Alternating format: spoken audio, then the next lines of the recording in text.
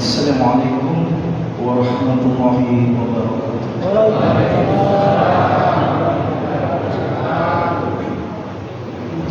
Subhanallah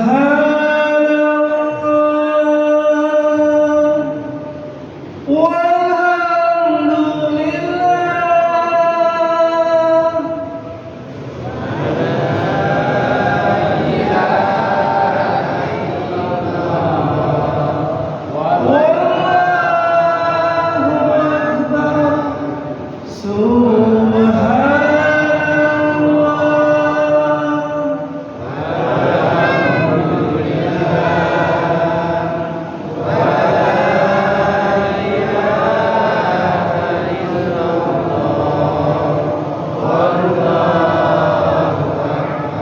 Ya Nabi salam alaika,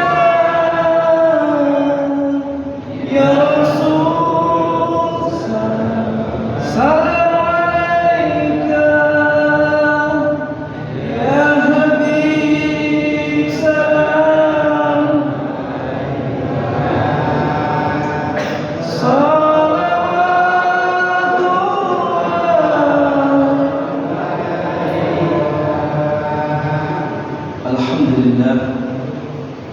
Alhamdulillahi Rabbil Alamin.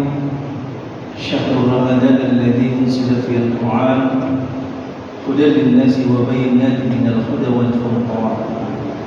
Kala Nabi sallallahu alaihi wasallam, man shama Ramadan imanan wa ihtisaban ghufira lahu ma taqaddama min dhanbi, atau kama qala Nabi sallallahu alaihi wasallam. Pertama, Bapak Nasrullah berada di Makassar. Allah Ta'ala izinkan saya berdiri malam hari ini. Meskipun sebenarnya saya ada jadwal, tapi ada undangan tadi sore buka puasa di PT Kapal Api. Saya pikir dekat, saya isi sini. Alhamdulillah, maka di panditata si tongan-tongan atau mata ia nantu tahu si mata syukur sisi adalah jannah Allah Subhanahu wa ta'ala.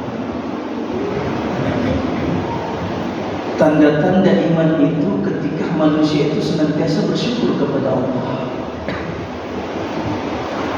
Kalau ada orang yang tidak tahu bersyukur, berarti dia nggak punya iman. Karena standarnya la in syakartum la azidannakum wa la in kafartum inna adzabi lasyadid. Salawat dan taslim tercurah kepada Nabi Allah baginda Rasulullah Nabi Muhammad sallallahu alaihi wasallam. Manusia yang paling santun lisannya, paling baik akhlaknya, paling bijaksana keputusannya. Manusia yang paling tulus cintanya, paling panjang tahajudnya, paling bagus tajwidnya. Bahkan dialah satu-satunya manusia yang namanya disandingkan dengan namanya Allah Jalla Jalla. Malaikat sekalipun tak ada yang bersanding dengan namanya Allah, kecuali makhluk yang terbaik, manusia pilihan yang diberi gelar Habibullah, baginda Rasulullah Nabi Muhammad sallallahu alaihi wasallam. Maka beruntunglah orang yang banyakkan salawat kepada Nabi. Satu-satunya perintah yang Allah perintahkan kepada manusia, Allah juga kerjakan. Tidak ada perintah lain kecuali salawat kepada Nabi. Mas sempadan nak perintangi Pengalat Ta'ala dia sempadan. Haji umroh nak perintangi Pengalat Ta'ala dia dah haji dia tunang.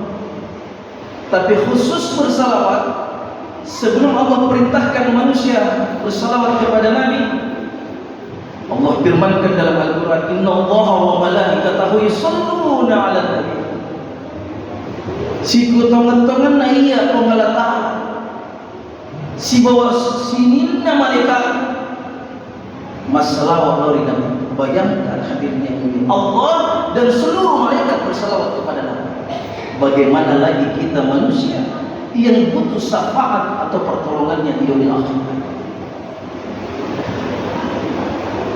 Melanjutkan judul yang telah ditetapkan Kementerian Agama Kota Parepare, pentingnya ukhuwah Islam. Judul malam hari ini sangat bagus sekali. Sebab kita akhir-akhir ini krisis. Bagaimana persaudaraan, persatuan ini hampir tergerus sehingga nyaris hilang. Untung ada Ramadan, bulan yang suci yang penuh barokah, di mana bulan berkasih sayang. Orang-orang yang tadinya selisih, berantem, si bombe-bombe, alhamdulillah di bulan ini akur kembali. Yang tadinya saling cuek, nggak saling kenal, subhanallah di bulan ini duduk bersanding bersama berbuka puasa. Berkahnya Ramadan. Maka ukhuwah Islamiyah ini kita bangun kembali. Startnya mulai Ramadan. Hari ini hadirin yang mulia, hampir kita terpecah belah. Sebab ukhuwah itu nyaris tak ada lagi. Masing-masing mengedepankan egonya, masing-masing mempertahankan pendapatnya. Hari ini gemar menyalahkan orang lain, saling mencaci, memaki. Pertanyaannya kemudian, tenroki makmur, adakah ajaran Islam yang mengajarkan kita berantem, berkelahi? Allah Jalla Jalaluhu dengan jelas berfirman setelah ayat yang sangat penting yang hampir semua khatib sampaikan, yang kalau tidak dibaca ayat ini khutbah Jumat menjadi batal. Ya ayyuhalladzina amanu taqullaha ittaqullaha haqqa tuqatih wa la tamutunna illa wa antum muslimun. Apa lanjutan ayat itu? Wa'tasimu bihablillahi jami'an wa la tafarraqu. Setelah Allah Jalla Jalaluhu mengingatkan, wahai orang-orang yang beriman, takutlah kepada Allah. Wa la tamutunna, jangan mati illa wa antum muslimun, kecuali kau menyandang predikat muslim secara kafah. Lalu dilanjutkan itu ayat, wa'tasimu bihablillahi jami'an, dan berpegang teguhlah kalian pada tali agama Allah. Wala tafarraqu, dan jangan kalian bercerai-berai. Allah Jalla Jalaluhu yang nasihatkan ini, jangan kalian bercerai-berai. Dalam satu penggalan hadis, Rasulullah Sallallahu Alaihi Wasallam sampaikan, nigi tahu siapa orang yang saling mencaci, maka jatuhlah mereka pada pandangan Allah. Coba bayangkan. Maka hadirin, kalau kita bersatu, banyak yang bisa kita lakukan. Tapi jika kita bercerai-berai, apa yang bisa kita buat? Perhatikan, itu sapu bahannya apa? Dari daun pohon kelapa yang disasak. Kalau dia sendirian, lemah. Tapi karena dia bersatu, diikat menjadi satu kekuatan. Mapek koigana iyo kotorannya, bismillah bisa bersih. Betul tidak? Tapi satu batang emas yang harganya mahal bisa nggak membersihkan kotoran? yang banyak. Padahal harganya mentereng.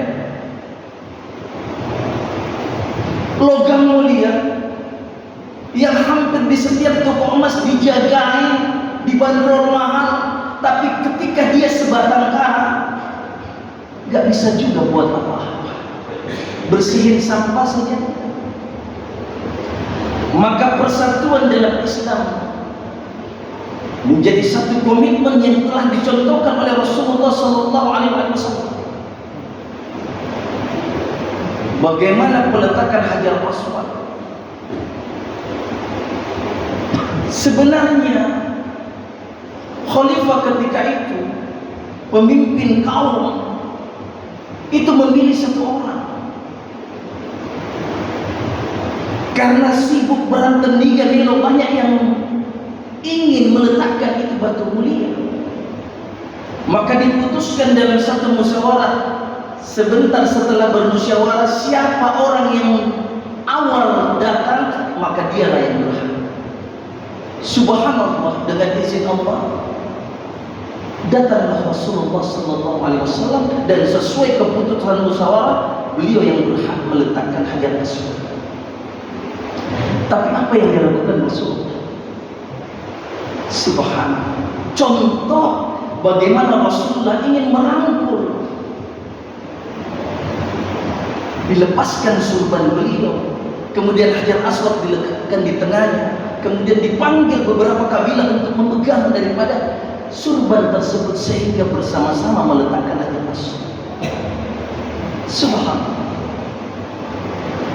Ini contoh yang luar biasa yang dicontohkan oleh Rasulullah SAW. Bagaimana Allah Jalla Jalaluhu sampaikan di dalam Al-Quran, innamal mu'minuna ikhwah, bahwa sesungguhnya orang-orang beriman itu adalah bersaudara. Ada 3 haknya saudara yang mesti kita tunaikan. Yang pertama, di saat kita berjauhan, kita saling doa mendoakan. Itu haknya saudara. Yang kedua, di saat berdekatan, saling silaturahim, kunjung mengunjungi. Hari ini jangankan ukhuwah Islamiyah, tetangga rumah kadang tidak saling kenal. Si Lepo di Matu baru menyerahkan KTP masing-masing. Wih, subhanallah, bloknya sama, perumahannya sama, cuman selisih 1 nomor. Bayang, lenyek dia silaturahmi. Dan ini tidak dicontohkan. Bahkan Allah perintahkan, dicontohkan oleh Rasulullah SAW, bersilaturahmi. Dalam kitab Fathul Bari, hadis yang diriwayatkan oleh Imam Abu Dawud, disampaikan ini kita, siapa orang yang menginginkan usianya dipanjangkan, rezekinya dilapangkan, maka hendaklah ia menyambung silaturahmi. Subhanallah, silaturahmi penting. Bagaimana mau muncul ukhuwah Islamiyah kalau negaga dia Rasulullah? Dan yang ketiga, hak daripada seorang saudara, yakni saling ingat mengingatkan di saat sudah berjumpa. Tadi jauh saling mendoakan, dekat saling silaturahmi. Kalau jumpa, saling ingat mengingatkan. Wa dzakir fa inna dzikra tanfa'ul mu'minin. Lalu kemudian fastabiqul khairat. Maka hadirin yang mulia, jangan kita tergerus oleh sahabat. Waktu boleh berlalu, biarkan zaman berganti, tapi hati tidak boleh mati. Kulit boleh berbeda, wajah boleh tidak sama, tapi akidah tidak boleh goyah. Maka mari jadikan momentum Ramadan ini menjadi wadah untuk mempererat tali silaturahmi, memupuk ukhuwah Islamiyah, sehingga Allah Subhanahu wa Ta'ala dan Rasulnya semakin senang, sayang dan cinta kepada orang-orang yang menyambung hubungannya bukan hanya kepada Allah Jalla Jalaluhu, tapi juga kepada sesama saudara muslimnya. Mudah-mudahan kita semua yang ada di tempat ini dipanjangkan usianya sehingga kita jumpa dengan Ramadan tahun akan datang. Terima kasih atas segala perhatiannya. Mohon maaf jika ada kekurangan. Kita tutup dengan bacaan kafarat majelis. Subhanallah wa bihamdihi, subhanakallahumma wa bihamdik, asyhadu an la ilaha illa anta astaghfiruka wa atubu ilaik. Jazakumullah jazaa. Wassalamualaikum warahmatullahi wabarakatuh.